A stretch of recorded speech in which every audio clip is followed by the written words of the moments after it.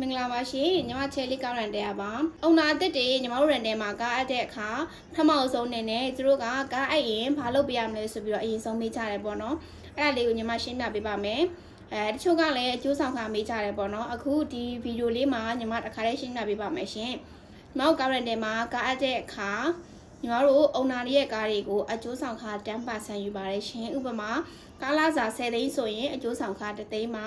တစ်ခုကစာချုပ်ကိုအနည်းဆုံး3လ6ကနေစပြီးတော့စတင်ပြီးတော့စာချုပ်ချုပ်ပေးပါတယ်3လချုပ်ကိုညီမတို့ကအကျိုးဆောင်ခ3လစာတစ်ခါတည်းယူပါတယ်ရှင်ညီမတို့အကျိုးဆောင်ခယူထားတဲ့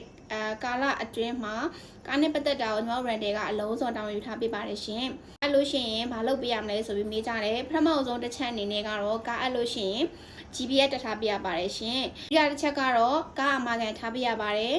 အခြားအသေးစိတ်သိချင်တာရှိရင်ညီမ Fiber ကိုကားပုံလေးတွေပို့ပေးပြီးတော့အသေးစိတ်မေးမြန်းလို့ရပါတယ်ရှင်ညီမတေချာလေးရှင်းပြပေးပါမယ်အားလုံးကျေးဇူးတင်ပါတယ်ရှင်